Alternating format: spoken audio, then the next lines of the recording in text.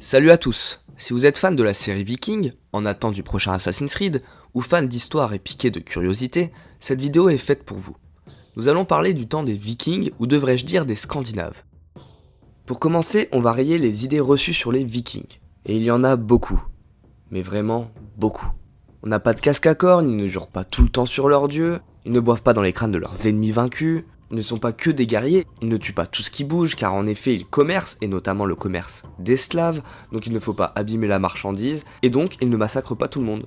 Voilà, mais il y en a encore beaucoup plus et je vais pas faire la liste parce que ça serait beaucoup trop long. Par contre on avait bien des casques à cornes, mais les casques à cornes étaient réservés aux prêtresses, comme on peut le voir dans le trailer d'Assassin's Creed. Les Scandinaves sont présents dans la culture populaire, et tout comme les pirates, ils sont remis à l'honneur. Tout d'abord, nous avons connaissance des Scandinaves à partir du 8e et 11e siècle, à un moment où les sources parlent d'attaques et de pillages normands. Ces attaques unissent les régions d'Occident qui sont tous confrontées par cette menace. En ce qui concerne les sources, on a des sources écrites par les victimes et des sources écrites par les descendants de vikings. Il faut noter que le mot viking est un terme qu'on utilisait il y a 20 ans, et aujourd'hui on parle surtout des Normands, ce qui désigne leur origine géographique, mais c'est surtout un terme de l'époque, tandis que le terme viking n'est pas utilisé dans les sources.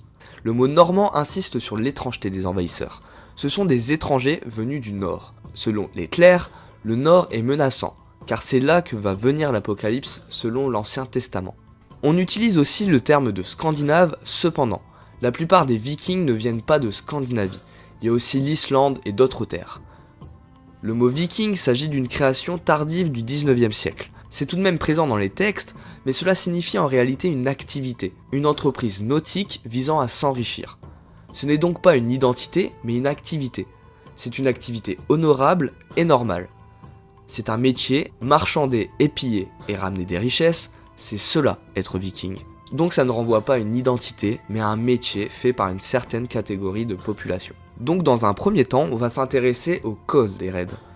Soit une explication idéologique, soit ils attaquent le christianisme, car ils se sentent menacés par les missions chrétiennes, cependant aucune source n'affirme cela. Ce seraient plutôt des raisons économiques et sociales. Ils ont pris l'habitude d'être des mercenaires pour les royaumes du sud.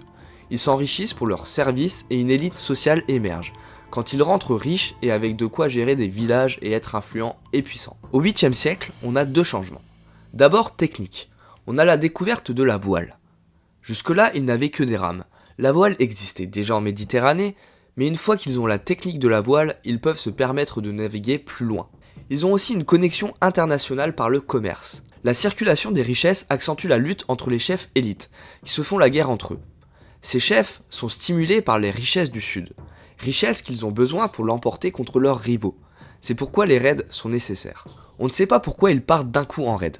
Ces raids sont violents, on a des pillages, des incendies, de l'esclavage, etc. Cependant, c'est une époque violente, il n'y a pas que eux. D'ailleurs les Francs aussi sont violents, et Charlemagne a conquis l'Europe par la guerre. Le but est de s'enrichir. Ils ciblent des monastères, des églises, car c'est riche. Puis ils vendent ce qu'ils ont pillé. On a aussi la pratique de la négociation locale. En effet, en échange de non-agression, on peut payer un tribut. On a aussi un enrichissement par l'activité de mercenaires. Par exemple, la garde d'élite de l'empereur de Byzance est constituée de mercenaires scandinaves. C'est la garde Vareg. Enfin, une autre façon de s'enrichir est d'obtenir des terres. C'est le cas de la Normandie avec le duc Rollon. Par ailleurs, on va s'intéresser aux raids et à la grande armée païenne.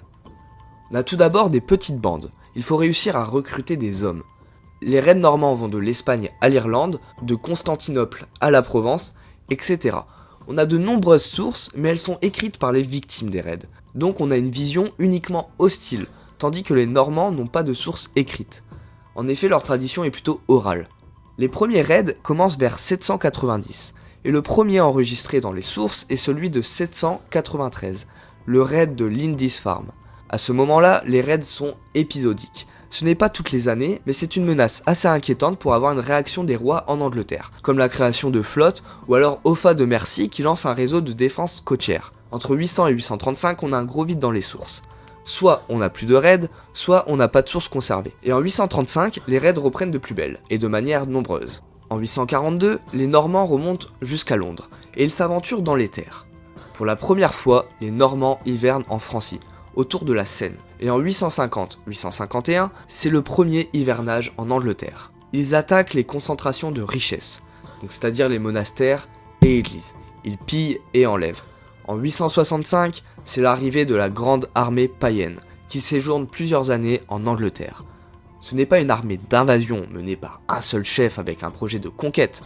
Ils se séparent plutôt en petits groupes pour faire des raids. Chaque chef choisit ce qu'il veut faire, soit rentrer, soit rester, aller dans l'ouest, etc. C'est une armée qui est mobile et qui se recompose en permanence. On a une augmentation des attaques et du nombre des attaquants. En 793, c'était 3 navires, puis 25 en 836 et enfin 350 en 865. Chaque navire contient à son bord environ 40 guerriers. Les groupes sont mouvants et fluides. L'armée arrive ensemble et s'éclate en plusieurs groupes. Certains vont à York, d'autres dans le sud. On a des attaques à petite échelle avec quelques hommes et l'expédition doit se préparer. Ainsi, le chef annonce son objectif et il doit convaincre les hommes de venir avec lui. Il faut engager des dépenses logistiques, donc des navires, de la nourriture, et tout cela coûte cher donc c'est risqué. Et il faut donc ramener un butin conséquent pour payer les dettes mais aussi les salaires, donc il faut faire des raids ainsi de suite. Les chefs s'entourent d'hommes de leur région, mais souvent ça ne suffit pas. Donc il faut aussi des aventuriers ou des déserteurs. Des déserteurs francs ou anglo-saxons, mais on a aussi des esclaves en fuite. Il n'y a donc pas seulement des Scandinaves, et on pratique aussi le bannissement. Et on peut se racheter en ramenant un grand butin. On a aussi plusieurs indices qui font état de la présence de femmes parmi les soldats normands. En effet, une fouille archéologique à Birka a retrouvé la dépouille d'un chef viking, qui s'est révélé être une femme. Cependant, on n'a aucune présence de blessure, donc pas sûr qu'elle ait combattu, mais elle a une armure sur mesure et elle était chef.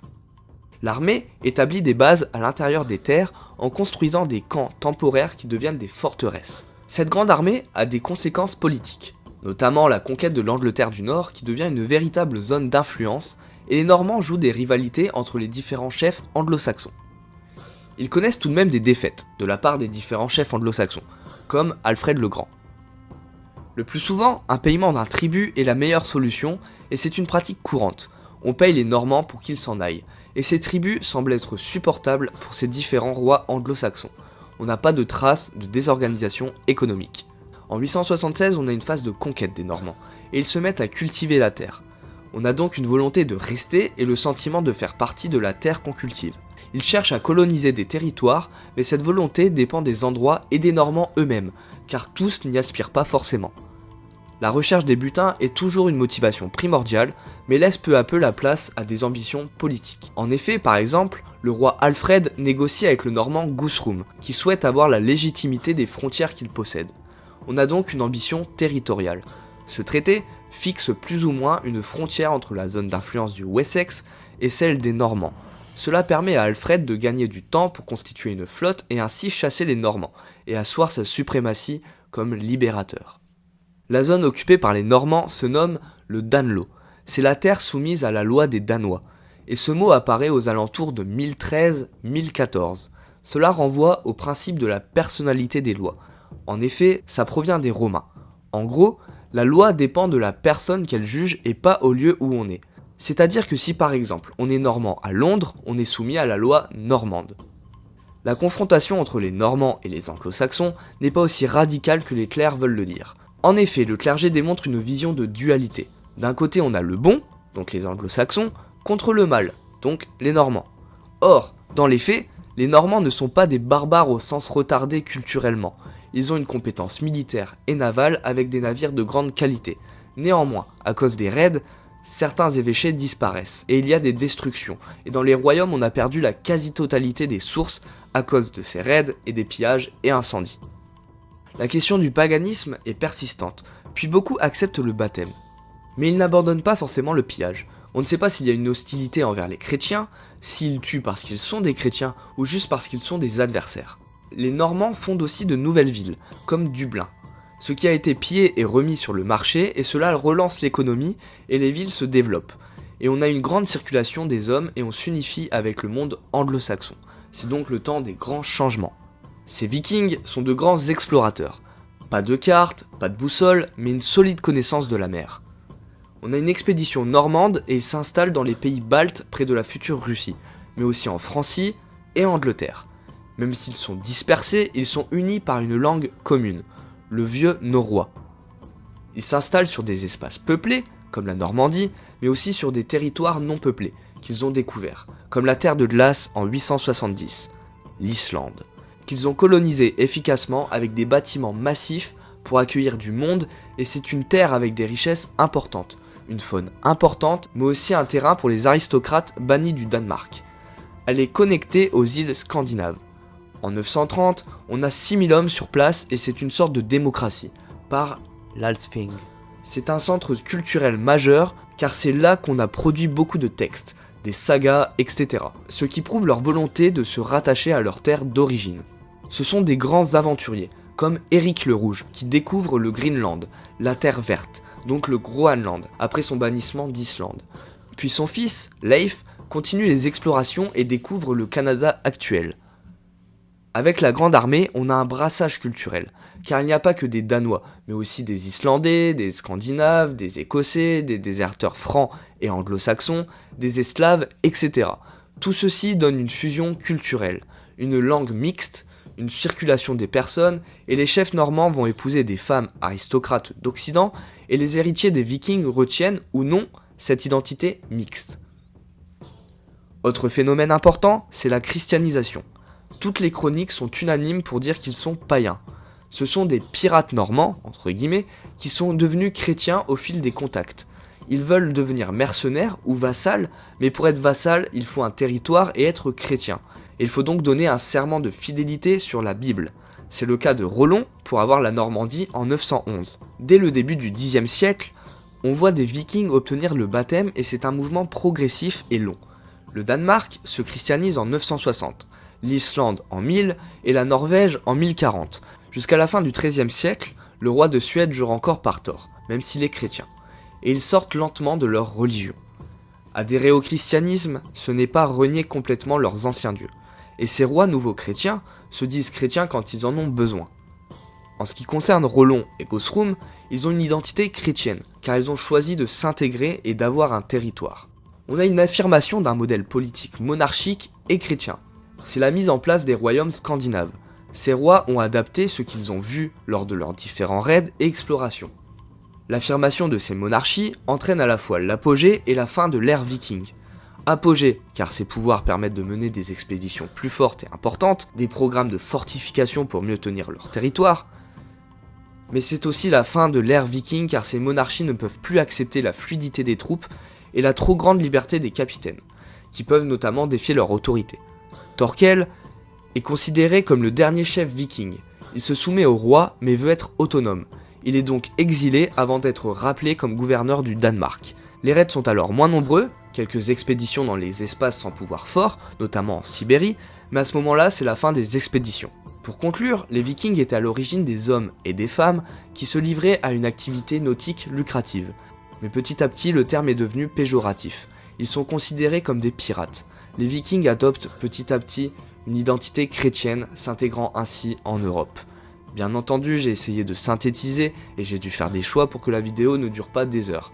En ce qui concerne le destin de l'Angleterre, ce sera le sujet d'une prochaine vidéo où on s'intéressera notamment au Wessex, à Alfred le Grand et ses descendants, et au devenir de l'Angleterre à cette période. J'espère que cette vidéo vous a plu. Salut à tous!